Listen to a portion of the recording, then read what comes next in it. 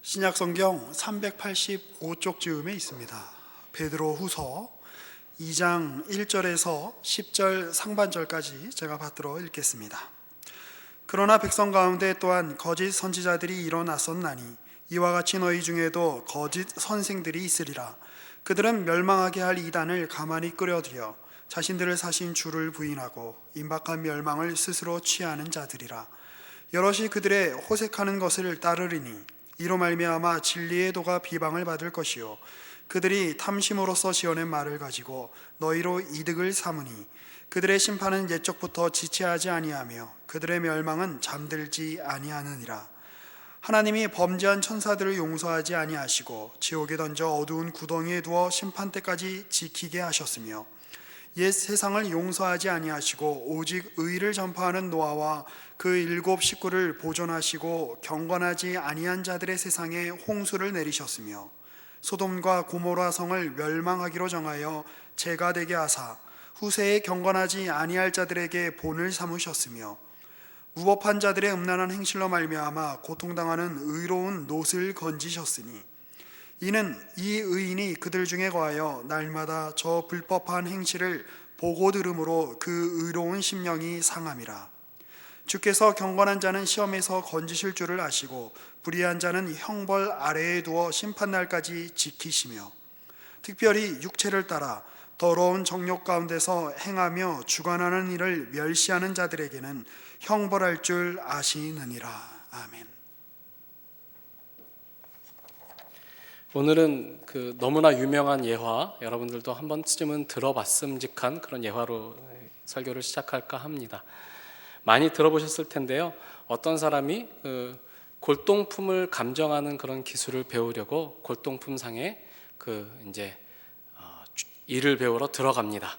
그랬더니 골동품 점의 주인, 골동품을 아주 잘 알고 다루는 그 주인이 이 사람에게 진품은 이러저러한 특징이 있고 가품은 요런 점이 흠이 있으니 그걸 잘 가리면 진품과 가품을 구별할 수 있다, 이렇게 가르쳐주지 않고, 마땅히 기대했던 그 가르침을 주지 않고 날마다 골동품 가게에 있는 그 골동품들을 닦게 합니다.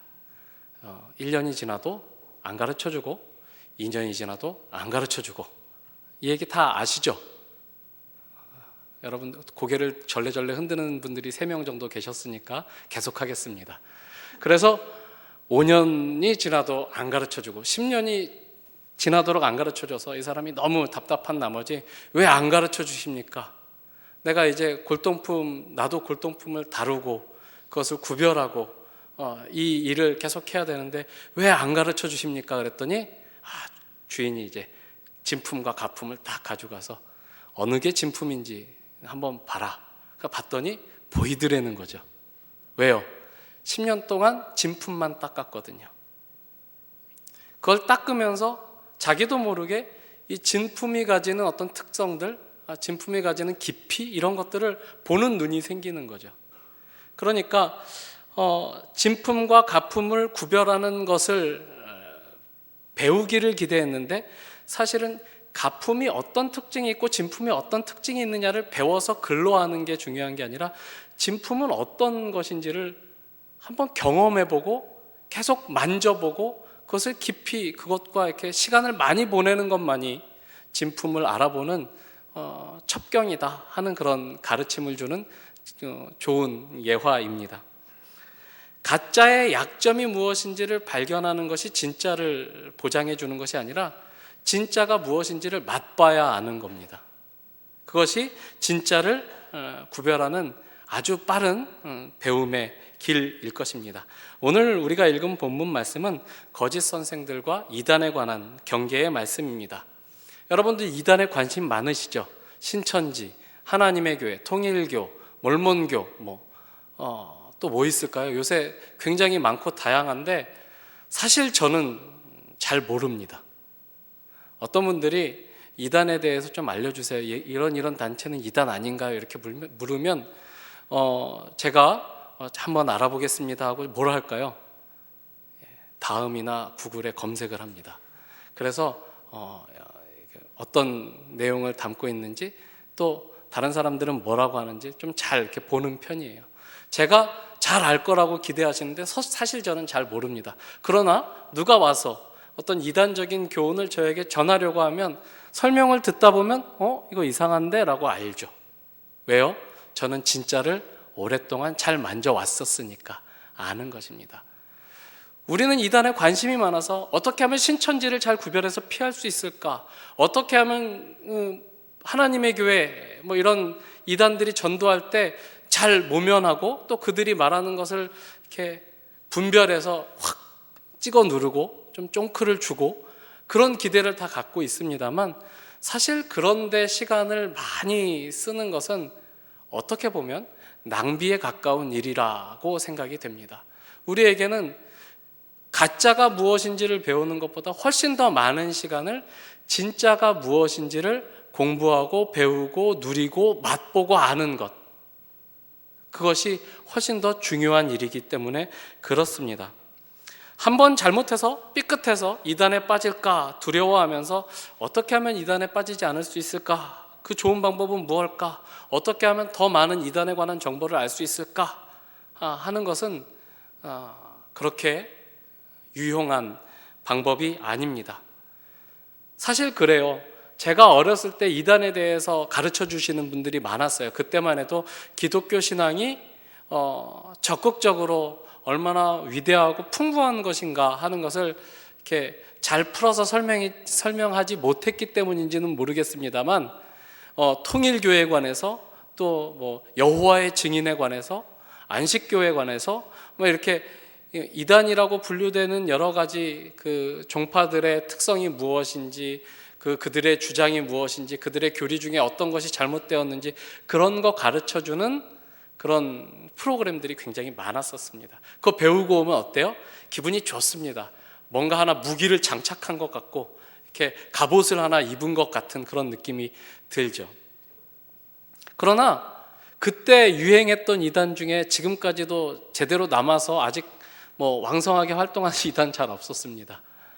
지금은 또 새로운 신종 이단들이 막 등장을 했죠. 최근에 하나님의 교회나 신천지 아주 히트를 치고 있는데 그렇게 이단들은 계속 변화하고 교묘하게 자기의 모습을 위장합니다. 쉽사리 정체를 드러내지 않습니다. 그러니까 이단 판별을 하는 무슨 투시경 같이 어떤 아이템을 갖는 것으로는 이단을 대할 때 부족한 부분이 있습니다. 이단에 대해서 더 많이 알아야 될 것이 아니라 우리가 가진 것이 무엇인가를 계속해서 묵상하고 누리고 참된 신앙의 깊이와 맛을 아는 것, 그것이 바로 이단에 대처하는 가장 좋은 방법이다라고 생각을 해서 오늘 예화로 시작을 한 것입니다. 베드로 사도는 유언과도 같은 이 베드로 후서의 말씀을 통해서 교회가 지켜야 할 바른 신앙과 또 주의하고 배격해야 될 거짓 가르침이 무엇인지를 1장과 2장에 걸쳐서 이렇게 순서대로 가르치고 있습니다. 이런 흐름 가운데서 오늘 거짓 교사에 대한 이야기, 그 경계가 나오기 때문에 우리는 1장부터 차례로 흐름이 어떻게 이어지고 있는지를 다시 한번 좀 확인해 보게 되겠습니다. 1장 1절과 2절 말씀을 한번 보겠습니다. 예수 그리스도의 종이며 사도인 시몬 베드로는 우리 하나님과 구주 예수 그리스도의 의를 힘입어 동일하게 보배로운 믿음을 우리와 함께 받은 자들에게 편지하노니 하나님과 우리 주 예수를 알므로 은혜와 평강이 너희에게 더욱 많을지어다. 교회가 함께 동일하게 가진 보배로운 믿음, 그 믿음이 무엇이냐? 하나님과 구주 예수 그리스도의 의를 힘입어 받은 것이라고 표현하고 있습니다.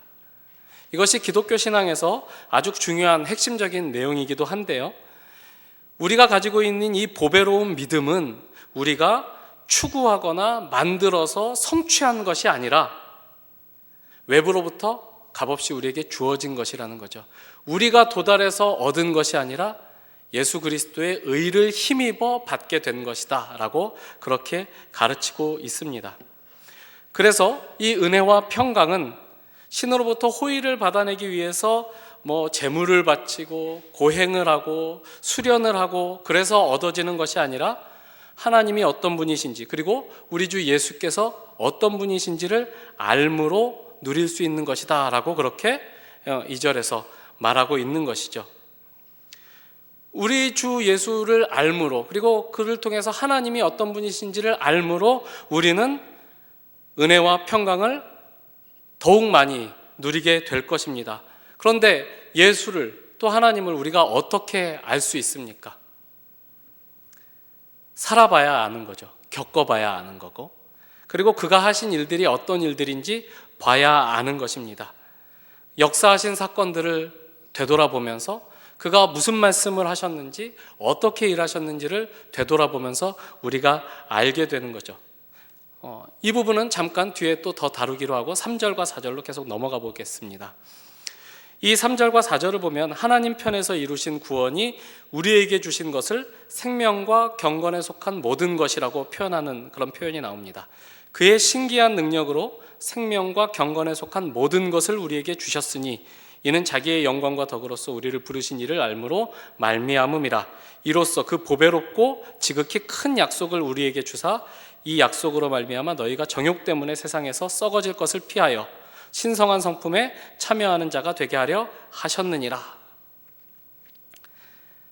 하나님 편에서 이루신 그 보배롭고 지극히 큰 약속으로 주어진 그 구원은 우리가 신의 성품에 참여하게 되는 것이라고 말하고 있습니다. 우리가 하나님의 성품을 갖게 되는 것, 그 성품에 우리가 들어가는 것이라고 표현하고 있는 것이죠. 그것은 약속으로 주어져 있습니다. 아직 완전히 이루어져 있지 않습니다. 그러나 그런 약속으로 말미암아 우리는 정욕 때문에 세상에서 썩어질 것을 피하여 하나님의 성품에 참여하는 자로, 그 자리로 나아가게 된다라고 그렇게 이야기를 하고 있습니다. 다시 말해서 하나님께서 우리에게 예수를 통하여 약속하신 구원이란 다만 형벌을 피하는 것, 하나님의 진노를 모면하는 것이 아니라는 얘기죠. 그보다 더 훨씬 더 깊이, 더 적극적으로 우리가 하나님을 닮아가는 것이라고 이야기를 하고 있습니다. 하나님을 우리에게 보여주시고 또 친히 우리의 주가 되신 예수 그리스도를 깊이 알므로 말미암아 하나님을 닮는 것이 가장 영광된 것이구나, 그리고 하나님이 그리로 우리를 부르시고 있구나라는 것을 아는 것이야말로 구원의 내용이다. 이렇게 베드로후서 1장 1절부터 4절까지 그 인사말과 그 서론 부분을 통해서 하고 싶은 말을 함축적으로 다 이미 한 것입니다. 이 알은 그저 정보가 축적되는 그런 알미 아닙니다. 성경에서 말하는 하나님을 아는 지식, 이런 표현들은 어떤 정보가 축적되어 남들보다 더 많은 지식을 갖는 그런 차원의 것을 말하는 것이 아니라 훨씬 더 관계적인 표현인 것이죠. 오랫동안 알고 지낸 사람이 서로를 닮아가듯이 정욕 때문에 이 세상에서 썩어지는 삶을 사는 데서 돌이켜서 하나님을 아는 대로 나아가는 것, 하나님을 닮는 대로 나아가는 것이 하나님께서 우리에게 허락하신 구원의 내용이다. 그렇게 우리가 보아야 할 것입니다. 이 하나님, 우리에게 이 구원을 주신 하나님은 어떤 분이시냐? 세상을 사랑하셔서 그 아들을 내어주신 분이시다라는 것이 복음서와 성경에서 계속 반복적으로 말씀하시는 내용이죠. 우리는 하나님이 사랑의 하나님이라는 것을 잘 알고 있습니다. 하나님은 그 무엇보다 사랑으로 당신이 어떤 분이신가를 드러내시는 분이라고 우리는 알고 있습니다. 여러분에게 여러 가지 좋은 책을 추천할 수 있지만 그 중에서도 한 책을 추천하라고 한다면 마이클 리브스의 선하신 하나님을 읽어보라고 권하고 싶습니다. 이 책을 보시면 삼위일체 하나님을 설명하면서 이 삼위의 하나님은 고립된 존재가 아니다, 홀로 존재하는 고립된 존재가 아니시다라고 말을 하고 있습니다. 우리가 하나님은 한 분이시다, 이 하나님은 홀로 영원하시다, 이런 표현을 할 때마다 그 하나님은 단 한 분으로서 저 저 멀리 우주 너머에 외롭게 존재하시는 분, 그리고 외롭게 존재하시면서 우리의 일거수일투족을 다 보시고 평가하시고 채점하시고 심판하시는 그런 어떤 심판자의 이미지로 생각할 때가 굉장히 많은데요. 이 하나님은 그 존재 방식에서부터 삼위일체라는 독특한 존재 방식으로 존재하시며 서로를 향하여 삼위의 하나님이 성부가 성자와 성령에게, 성자가 성부와 성령에게, 성령이 성부와 성자에게 상호간에 끊임없이 사랑을 흘려보내시고 상호간에 순종하시고 서로의 뜻을 기뻐하시는 그런 관계로 존재하시는 하나님이시다. 그리고 그 하나님이 하시는 모든 일들은 바로 외부를 향하여 사랑을 표현하시는 사랑의 사역이다. 이렇게 표현을 하고 있습니다. 그래서 우리가 생각할 때 창조가 하나님의 사랑의 사역인가 하는 생각이 들겠지만 단언하면서 창조야말로 하나님이 그 사랑을 하나님 외부에 있는 대상에게 쏟아내신 사건이다라고 표현을 하고 있죠. 그렇게 하나님께서 사랑의 첫 번째 사역으로 펼치신 이 세상을 창조하신 그 사건은 하나님의 사랑이 흘러 넘치는 사건이었다라고 말합니다. 그래서 하나님께서 그 세상을 창조하시고 지으신 것들을 보시며 뭐라고 말씀하시냐면 보시기에 심히 좋았더라라고 말씀하시죠. 온 세상은 완벽하고 아름답게 하나님의 사랑을 받기에 충분한 존재로 그렇게 창조가 됩니다. 그러나 하나님이 처음 의도하신 그 사랑의 목적을 사랑의 대상으로서 사랑의 목적으로서 창조된 세상은 완벽하고 좋았지만 그 세상은 타락하죠. 왜요? 그 세상 가운데서도 특별히 하나님의 사랑을 받는 존재로 하나님이 목적하신 인간이 하나님의 사랑을 거부했기 때문에 그래서 이 세상이 타락하게 되는 일이 발생하게 됩니다. 사랑의 대상으로 창조된 인간이 하나님의 사랑을 받아 누리는 위치를 거부합니다. 하나님과 상관없이 스스로 원하는 것을 얻고 스스로의 존재감을 확인하기로 합니다. 그것이 바로 정욕이라고 성경은 말하고 있는 것입니다. 하나님과 관계없이 자기 자신을 채우는 것, 하나님과 관계없이 스스로 만족하고자 하는 욕심, 그것을 바로 육체의 정욕이라고 성경은 말하고 있는 것이죠. 나 스스로를 채우기 위하여 관계를 깨어버리는 것입니다. 상대를 이용하고 수단화하는 것입니다. 나 좋을 대로를 최고의 가치로 놓고 나를 만족시키기 위하여 살아가는 것, 그것이 바로 정욕에 이끌려 살아가는 삶이라고 성경은 말하고 있습니다. 구원은 그런 삶을 피하여 하나님을 닮는 것이라고 말하고 있죠. 육체의 정욕을 피하여 신의 성품에 참여하는 것이 구원입니다. 그것이 왜 구원입니까? 육체의 정욕을 따르며 살아가는 삶은 필연적으로 썩어지는 것으로 결말이 되기 때문입니다. 반대로 하나님의 성품을 담는 것은 영원하고 풍성한 복락을 누리는 삶이기 때문에 하나님을 담는 것이 구원이라고 말할 수 있습니다. 성경은 그 이야기를 바로 하고 있습니다. 우리가 1장 12절 말씀을 한번 보겠습니다. 그러므로 너희가 이것을 알고 이미 있는 진리에 서 있으나 내가 항상 너희에게 생각나게 하려 하노라. 이렇게 사도 베드로가 말씀을 하고 있죠. 이미 알고 있는 진리. 그러나 또 항상 생각나게 해야 되는 진리란 무엇이냐? 우리 주 예수 그리스도의 능력과 강림이다 라고 이야기를 하고 있습니다. 16절을 보겠습니다. 우리 주 예수 그리스도의 능력과 강림하심을 너희에게 알게 한 것이 교묘히 만든 이야기를 따른 것이 아니요 우리는 그의 지극히 크신 위엄을 본 자라. 이렇게 말씀을 하고 있죠. 우리 주 예수 그리스도의 능력과 그의 강림, 그것은 이 세상의 오심이라는 뜻입니다. 처음 오신 사건, 그리고 또 다시 오신다라고 하는 재림의 약속이 이 베드로후서를 받는 교인들이 늘 생각해야 할 진리, 이미 알고 있는 진리라는 것이죠.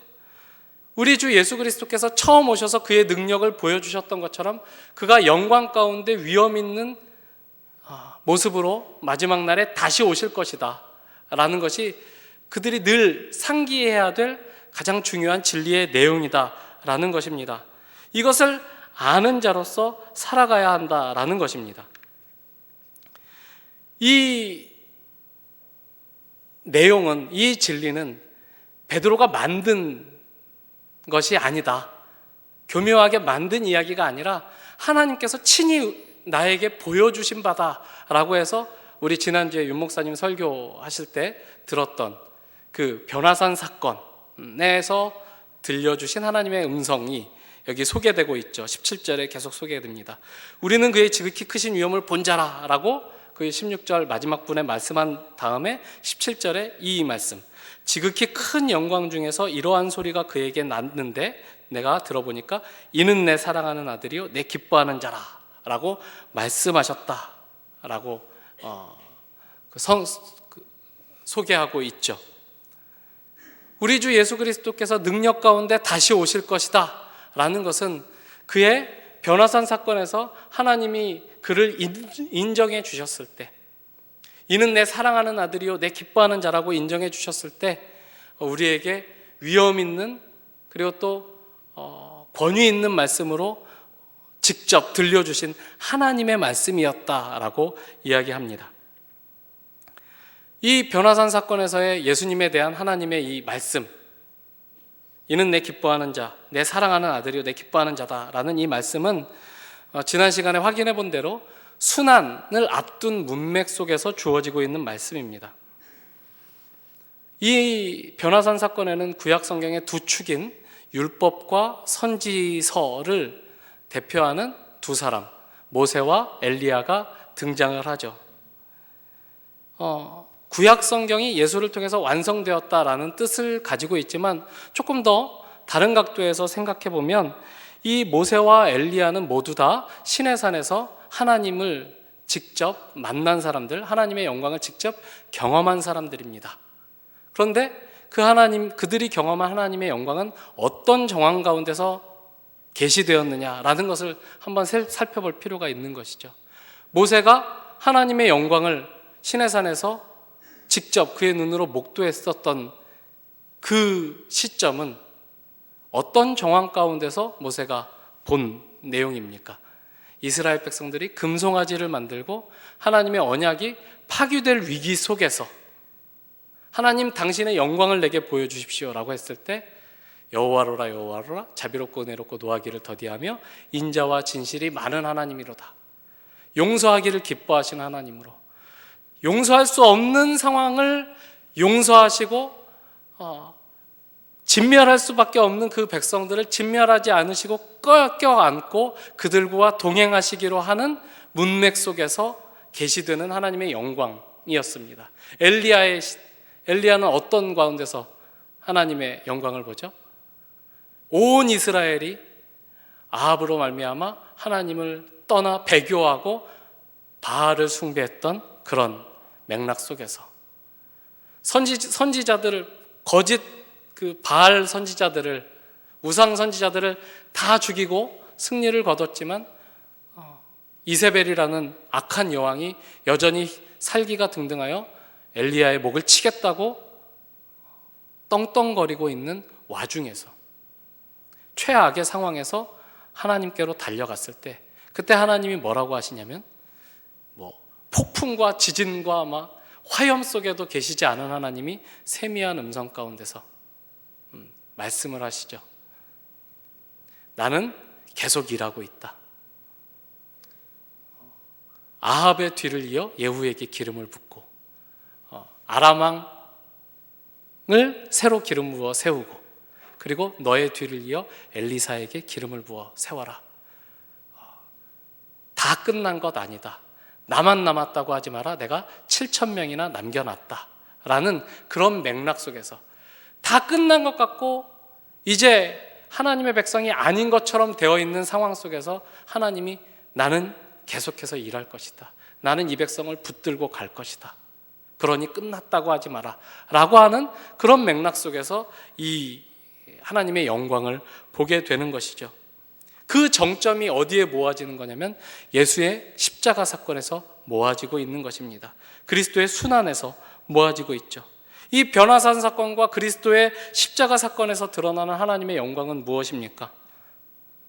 자기 백성을 결코 포기하지 않으시는 하나님, 영광과 능력으로 강림하셔서 성육신하신 그 예수님이 자기 백성의 손에 못 박히시는 상황, 배척받으시는 상황, 그럼에도 불구하고 그 백성을 포기하지 않으시는 하나님의 신실하심, 붙드심이 이 맥락 속에서 이는 내 사랑하는 아들이요 내 기뻐하는 자다라는 말씀이 주어지고 있는 것입니다.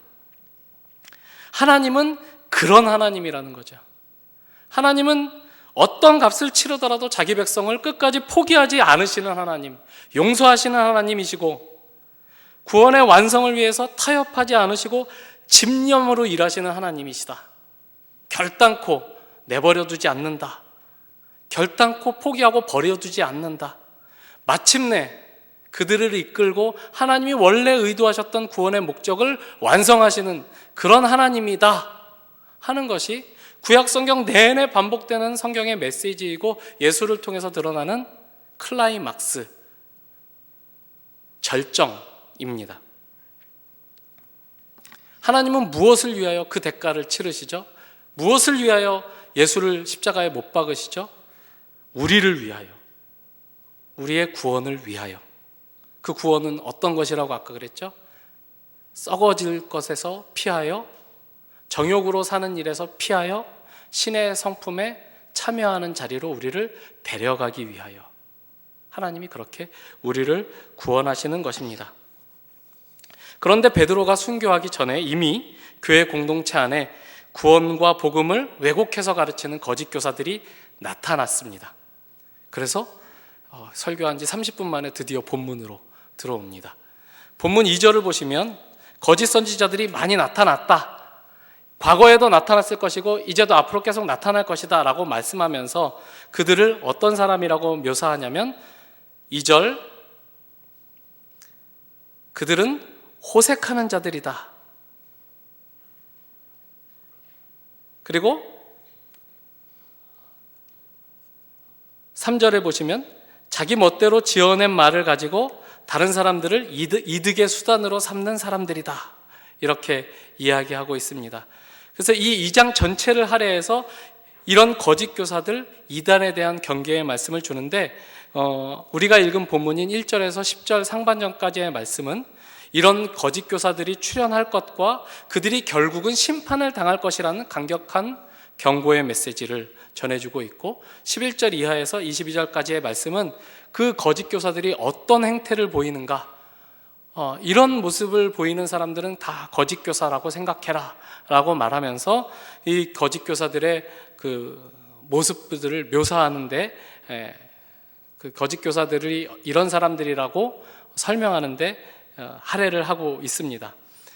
먼저 우리가 그 뒤에 거짓 교사들의 특징적인 모습들을 먼저 살펴본 다음에 앞으로 돌아와서 우리가 읽은 말씀들의 의미를 한번 살펴보도록 하겠습니다. 우리가 읽은 본문으로 읽은 말씀 직후에 보시면 10장 하반절 10절 하반절을 보시면 이들은 거짓 교사들은 어떤 특징을 가지냐면 이들은 당돌한 자들, 그리고 자긍하는 자들, 떨지 않고 영광스러운 자들을 비방하는 자들이다 라고 이야기를 합니다.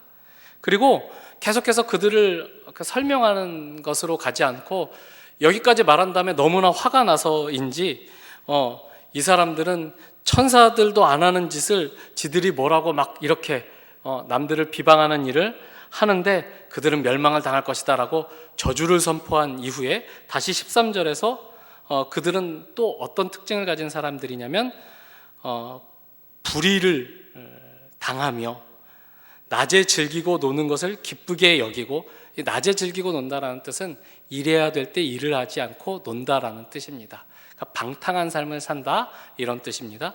그리고 연회할 때 속임수로 즐기고 놀고, 또 14절에 가면 음심을 가질 뿐 아니라 범죄를 멈추지 않고 유혹하고 탐욕을 부리는 자들이다.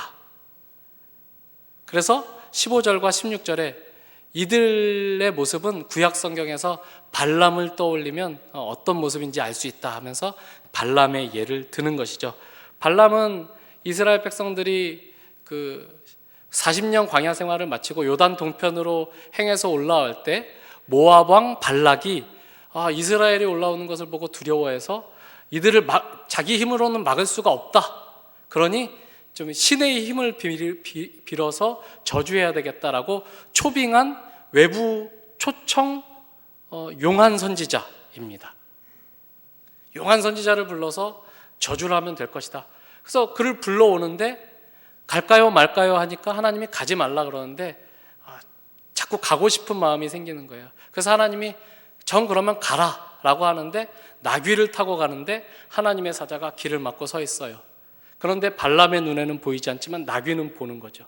그래서 자꾸 가지 못하고 옆으로 가니까 이렇게 벽에 쓸켜서 발이 상하니까 나귀를 막 책망하고 죽이려고 그래요. 그래서 나귀의 입을 하나님이 열어주세요.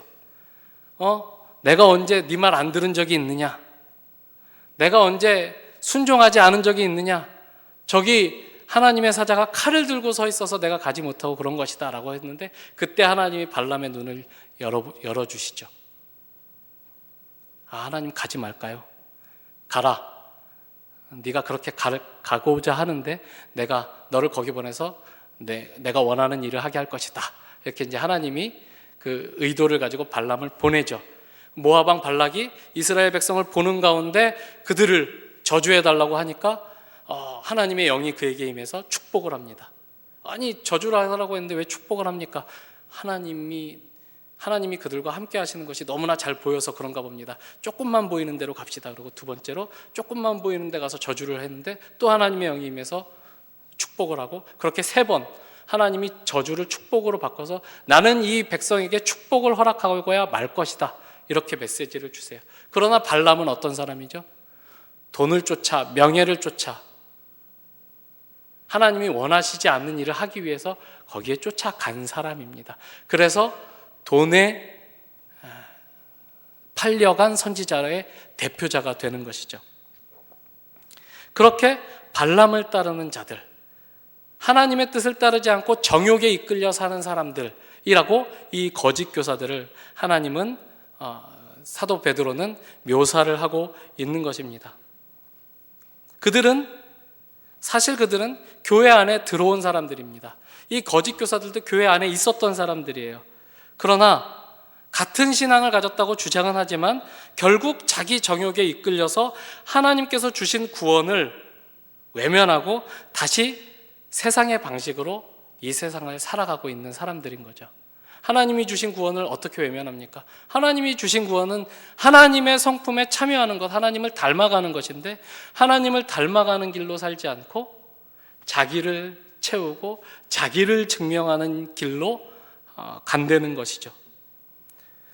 다시 오늘 본문으로 돌아옵니다. 베드로는 2장 1절에서 구약시대에 언제나 거짓 선지자들이 있어 왔고 그리고 지금도 거짓 교사들이 있을 것이다 라고 말합니다. 그러니까 우리 안에 있는 어떤 거짓된 가르침을 주는 잘못된 사람, 교사들, 잘못된 선지자들, 이단들, 이런 종류의 그 존재들은 우리가 이상하다 왜 이런 사람들이 있지? 하고 변수로 생각해야 될 조건이 아니라 상수로 늘 있는 조건이다 라고 이해해야 한다는 것이죠. 11절에서 22절에 걸쳐서 자세하게 경고한 대로 그들은 자기들을 피로 사신 주를 부인하고 그래서 그가 허락하신 구원을 외면하고 자기의 정욕을 채우며 사는 사람들입니다. 예수께서 그 피로 자기를 사셨다는 사실을 인정하면 마땅히 주의 뜻을 쫓아야 마땅한데 주의 뜻을 쫓지 않고 자기의 정욕을 쫓아 사는 사람들이라는 거죠. 무엇이 이단이냐? 무엇이 거짓 교사냐? 그들은 자기 좋을 대로 사는 사람들이다. 이렇게 베드로후서는 우리에게 가르쳐주고 있습니다. 내 정욕을 쫓아서 기독교 신앙을 합리화하고 자기를 드러내기 위해서 교묘하게 다른 사람들을 조작하고 영향력을 행사하고 그것으로 만족하는 사람들, 하나님을 닮는 일에 마음을 쏟기보다는 자기 자신을 드러내고 증명하는 일에 마음을 쏟는 사람들, 이단은 다른 것이 아니다. 다른 교훈을 쫓는 것이 아니라 겉으로는 나는 이 교훈을 쫓고 나는 주를 믿는다라고 고백은 하지만 사실상 삶으로는 자기를 채우기 위해서 살아가고 있는 사람들이 바로 거짓이고 이단인 것이다 라고 그렇게 우리를 경계하고 권면하는 거죠. 호색, 탐심, 정욕을 부리는 것, 불법을 행하는 것, 이런 것 다 무엇입니까? 자기 자신을 만족하기 위하여 다른 사람을 수단화하는 것이죠.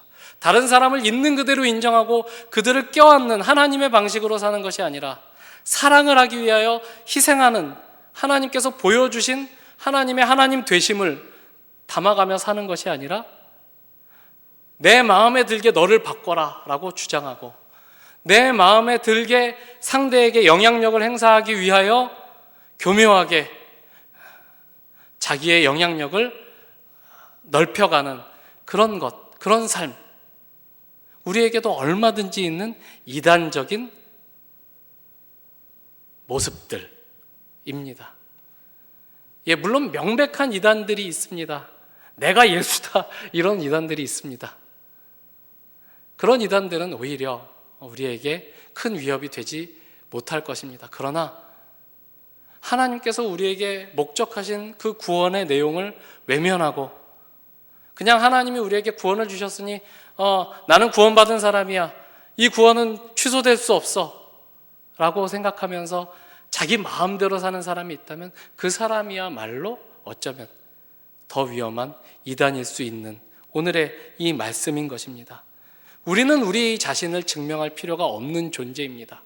사실은 우리가 우리 자신을 증명할 능력이 없기 때문에 예수를 믿는다고 고백할 수밖에 없는 사람들입니다. 우리는 우리 스스로가 증명하는 것이 아니라 하나님이 증명해 주십니다. 어떻게 해요? 너는 귀한 존재다. 너를 위하여 내가 내 아들을 십자가에 못 박았다. 그 정도로 너는 귀한 존재다. 그러니 너가 너 스스로를 증명하기 위해서 아둥바둥할 필요 없다. 너는 이미 증명된 존재다. 그것을 믿느냐? 하나님이 그렇게 우리에게 묻고 계시는 겁니다. 진짜 신앙은 그것을 늘 유념하는 것입니다. 하나님이 우리를 여기까지 사랑하신다. 하나님이 우리를 구원하시기 위하여 그의 성품으로 부르시기 위하여 하나님이 먼저 고백하신 그 사랑에 화답하는 존재로 살게 하기 위하여 오늘 우리를 부르셨다. 그러니 이단이 무엇인지 연구하려고, 이단이 어떤 잘못이 있는지를 파헤치려고 애쓰지 마시고 하나님이 우리에게 주신 그 진정한 구원이 가지는 가치가 무엇인지 그것에 더 마음을 쏟으며 이미 사랑받은 존재로 하나님을 쫓아 이웃을 포용하고 마음에 안 드는 형제의 지체를 감싸 안으며 그렇게 신앙생활에 힘을 내는 여러분과 저의 오늘 주일의 신앙생활이 되길 바라고 부서의 모임이 되길 바랍니다. 기도하겠습니다. 하나님 아버지 감사합니다. 우리는 우리가 스스로를 증명해야 되는 존재가 아니라 하나님께서 이미 말할 수 없는 성실하심으로 우리의 가치를 증명해 주신 그런 영광된 존재라는 것을 믿음으로 받아들입니다. 하나님, 그것을 받아들인 자답게 살기를 소원합니다. 다시 돌아가서 똑같이 세상 사람들과 같이 경쟁하며 영향력을 행사하며 나 자신을 증명하기 위해 아둥바둥하는 것이 아니라 하나님이 이미 우리에게 주신 그 사랑을 드러내고 증거하고 누리며 사는 우리의 복된 신앙의 여정 될 수 있도록 하나님 늘 함께하여 주시옵소서. 예수님 이름으로 기도합니다. 아멘.